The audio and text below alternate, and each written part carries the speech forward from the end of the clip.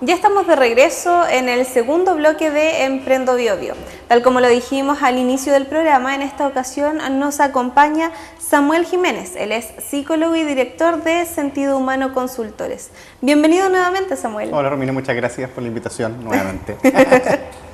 Bueno, Samuel, hoy vamos a conversar sobre un tema súper importante, pero que de repente no le tomamos mucho el peso a la situación. Y esto viene siendo las relaciones entre trabajador y empleador. Sí, relación entre trabajador y empleador y relación entre los mismos trabajadores también, que no deja de ser. Y relación también, si nos ponemos más puntuales, claro, también entre las relaciones que establecen los trabajadores con las personas, los posibles clientes, etcétera. Sin embargo, la capacidad que tenga una persona para poder relacionarse facilita o dificulta el trabajo. Exacto. Y en la medida de que eso ocurra también se van a obtener mejores o malos resultados. Exacto. De hecho, ¿cuál crees tú que vendría siendo como una buena práctica al inicio de por ejemplo, cuando recién comienza un nuevo empleado, o sea, un nuevo trabajador en mi empresa, por ejemplo? Bueno, las personas desarrollamos relaciones afectivas. Cuando digo relaciones afectivas no se trata de que todos seamos amigos, ni mucho menos, pero sí simplemente de que tengamos una buena comunicación, una buena disposición, claro, finalmente para el trabajo. Y las personas tenemos la capacidad de poder hacerlo siempre y cuando sintamos, de alguna manera, que tenemos algún nexo o algún compromiso, alguna cosa que nos una con otras personas.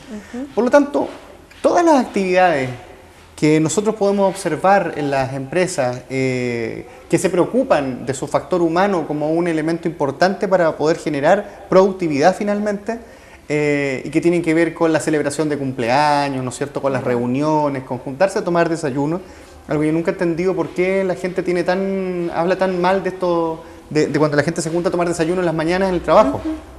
Es una práctica absolutamente recomendable. Fíjate que las mejores ideas para el mundo laboral se obtienen no entre las reuniones que se establecen en los equipos, sino que más bien se producen en esos pequeños espacios de comunicación más bien informal, en los cuales la creatividad tiene un rol mucho más importante que las relaciones preestablecidas por medio de una reunión de trabajo, por ejemplo. Finalmente es un espacio un poco más relajado, donde uno siente un poquitito más de confianza de tratar otros aspectos, ¿no? Absolutamente, porque las personas tenemos una posición, una cara distinta cuando estamos en los ámbitos laborales, y por lo tanto estamos gastando mucha capacidad energética nuestra en poder mantener esa posición. Cuando estamos en situaciones más informales y logramos conectarnos con los otros, bajamos defensa y por lo tanto podemos invertir nuestros recursos intelectuales en generar mayores ideas, mejores ideas que vengan a favorecer a todo el equipo finalmente. Claro. Entonces, ¿cómo partir? Respondiendo y devolviéndonos a la pregunta inicial, ¿cómo partir en una relación laboral? Bueno, estableciendo vínculos de confianza. Y los vínculos de confianza tienen que ver con el conocer. Yo no puedo tener confianza con alguien que no conozco. Exacto. Mira, el tema es conocer primero, ¿no es cierto?, para poder pasar a una etapa de estima, de confianza, y finalmente poder establecer relaciones, vínculos que sean más fortalecidos.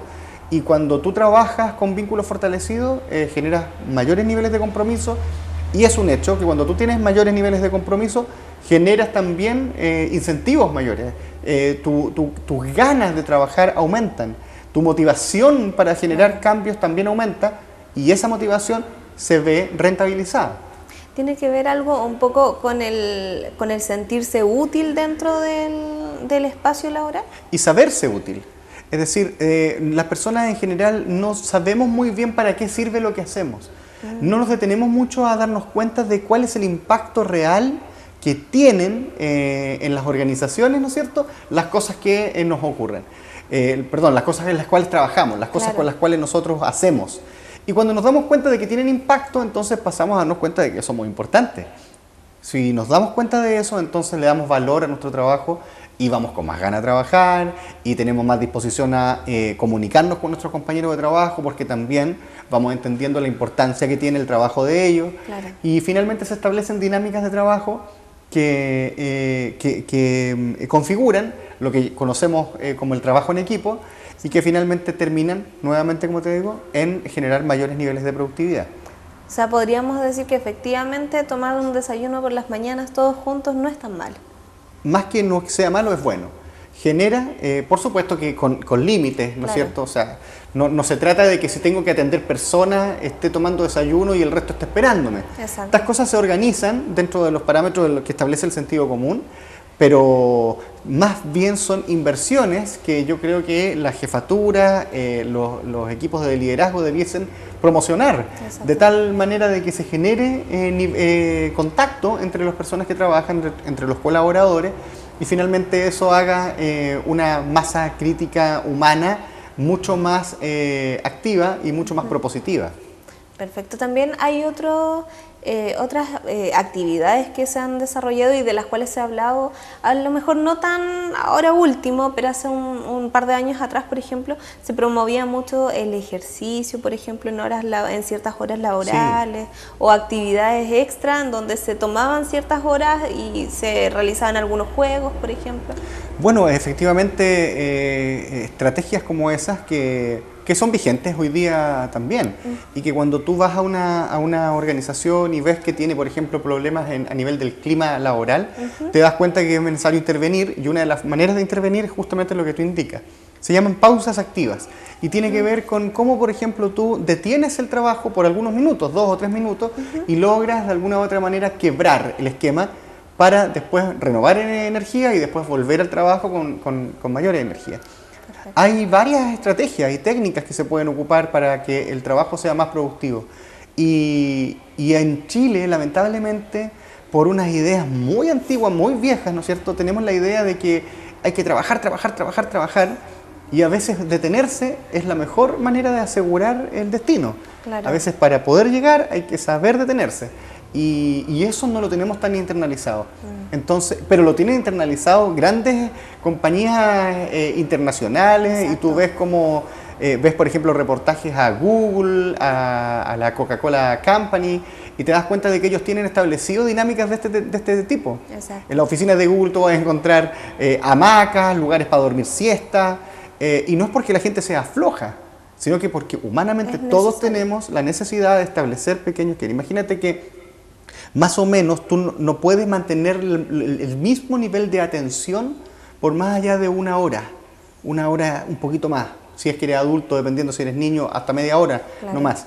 Entonces la necesidad de hacer pequeños quiebres y de poder después volver a retomar se hace súper importante cuando tú has establecido dinámicas de trabajo organizadas, ordenadas y, ojo, centradas en objetivos.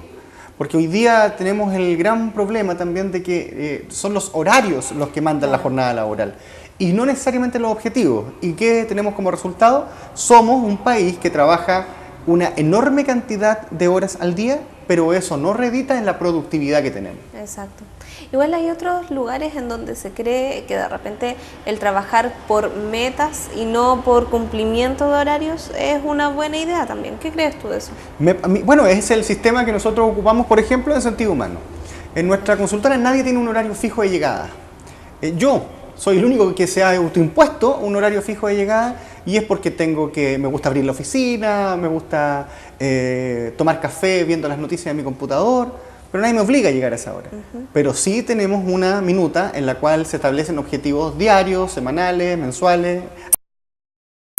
Y la verdad es que el rendimiento se mide en el cumplimiento de esos objetivos, pero no medimos si entramos, ¿no es cierto?, a las 8:30 de la mañana y salimos a las 9 de la noche. No tiene sentido para eso. Entonces no hay horarios, y entiendo que hay trabajos de los cuales eso se puede realizar, y hay cosas en las cuales sí hay que cumplir horarios, ¿no es cierto? Si yo voy a atender a un paciente y le digo que a las 7 de la tarde, debo estar a las 7 de la tarde, pero no es lo que rige lo que debe regir en totalidad a nivel de una organización. Los objetivos van a mandar finalmente. Si para lograr el objetivo efectivamente tienes que levantarte a las 8 de la mañana o a las 7 o a las 6, es lo que hace la diferencia, y eso pasa por la persona, no porque una jefatura o porque una instrucción simplemente te lo dice. Perfecto. También está la idea de, al llegar a ciertas metas, por ejemplo, algunos empleadores no sé, les ofrecen tiempo libre, por ejemplo, Sí. o dinero extra. ¿También esas son otras buenas prácticas? Absolutamente, se llaman políticas de incentivo y cuando las empresas tienen políticas de incentivos también aumenta las ganas que tengan los trabajadores de poder lograr esos objetivos. Las personas trabajamos sobre la base de incentivos y de motivaciones, todos. Hay motivaciones que son intrínsecas, que nos ponemos nosotros mismos. Por ejemplo, la motivación de poder tener las cosas que quiero comprar, o de poder comer las cosas que quiero comer, o de poder vacacionar donde quiero vacacionar. Son cosas que me hacen, por ejemplo, voy a trabajar este mes para poder lograr esos objetivos. También hay objetivos que pueden venir desde la misma organización, cuando se hacen cumplimientos de metas y entonces se reparten de alguna u otra forma ciertas utilidades o ciertos beneficios. Son políticas de recursos humanos, son políticas de manejo de personas finalmente, que hacen que la dinámica del trabajo sea mucho más atractiva. Y te insisto, si tenemos una compañía, una empresa, una organización donde sus funcionarios o colaboradores no están motivados al logro de los objetivos, esa organización va a fracasar ni siquiera en el mediano, sino que en el corto plazo. Claro. Y contémosle un poco de repente a esas personas que están recién iniciando.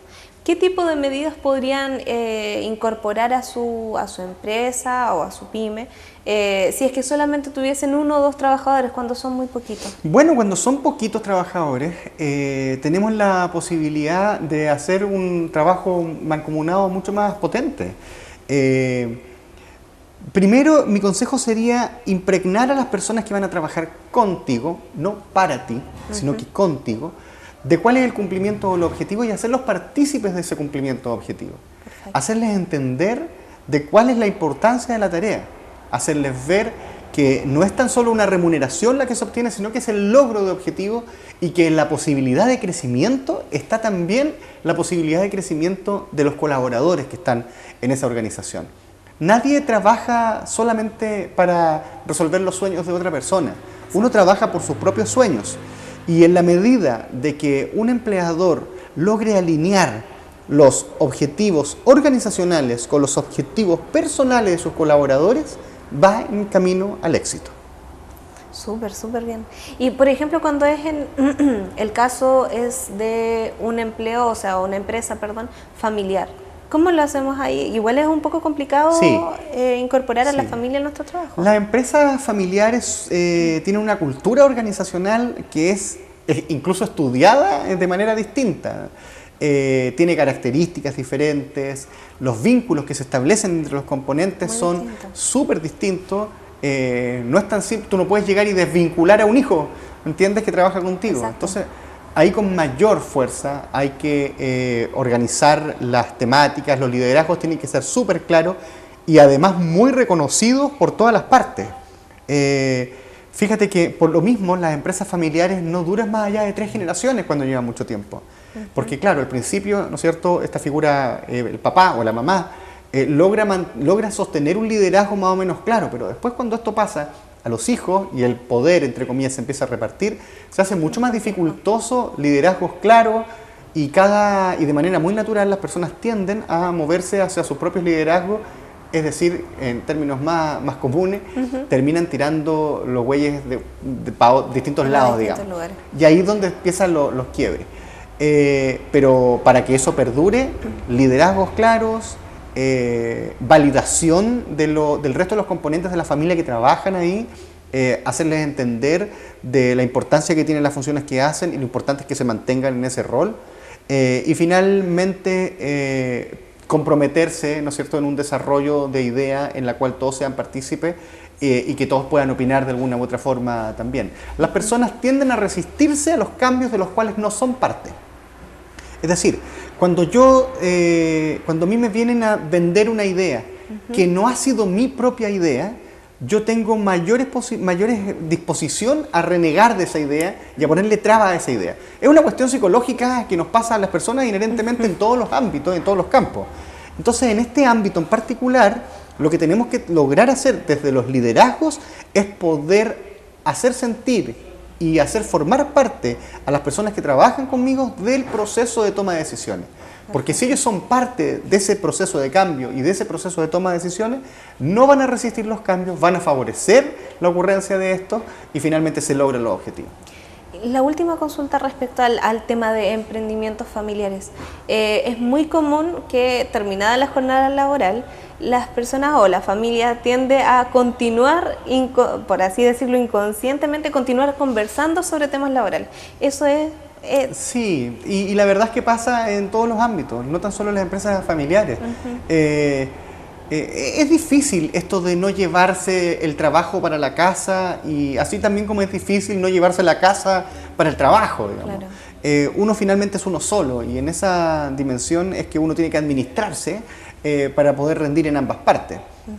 Por cierto, que es bueno tener la capacidad para poder hacer un quiebre y decir de aquí para adelante solo hogar. Solo hogar.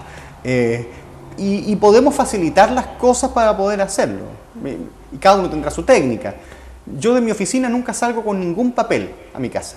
Nunca. Nunca.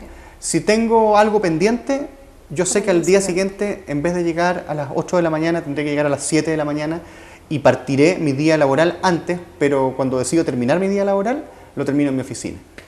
Y esa es una cosa que a mí me ha servido y que yo creo que a las personas también les puede servir. Se hace difícil, particularmente cuando eres el que está encabezando el equipo, el emprendimiento, pero también uno es parte de la inversión. La persona es parte de la inversión.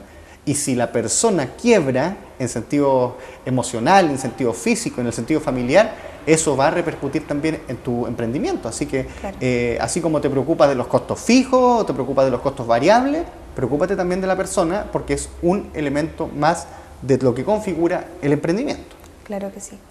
Bueno, Samuel, desgraciadamente el tiempo se nos hizo cortísimo, así que te dejo las cámaras abiertas para que puedas enviarle un último mensaje de repente a las personas que nos están viendo el día de hoy. Bueno, agradecer nuevamente la oportunidad de poder conversar de estos temas de emprendimiento, de organizaciones, que cada persona que esté en las casas y que tenga ganas de hacer estos emprendimientos sepa de que puede realizarlo, de que no es imposible y de que hay que tener ciertas consideraciones como las que hoy hemos hablado en el programa y que sin duda van a servir para hacer de ese emprendimiento no tan solo un tema de generación de recursos, sino que también un proyecto de vida que puede ser súper significativo para usted y para su familia. Así que muchas gracias por esta oportunidad, Romina, también. Gracias a ti por acompañarnos en el día de hoy. Antes de cerrar, contémosle a la gente cómo se pueden poner en contacto con Sentido Humano. Bueno, con Sentido Humano a través de nuestra página web www.sentidohumano.cl. Ahí salen todos los nexos, ¿no es cierto? Estamos en Facebook, en Twitter, en todas las plataformas virtuales para todas aquellas personas que necesiten asesorías en las cuales nosotros podamos apoyarlos. Sin duda, alguno de nuestros ayudantes, nuestros colaboradores va a estar muy dispuesto a poder hacerlo. Así que absolutamente abiertos para que nos contacten y sigamos en contacto. Perfecto. Bueno, Samuel, agradecidos de que estés este día con nosotros y esperemos tenerte más adelante en un nuevo programa. Cada vez que quieran, aquí estaremos. Muchísimas gracias. Bueno, vamos a invitar también a las personas que nos están viendo a que conozcan nuestra segunda cápsula. En ella encontrarán la historia de Pastelería Emma.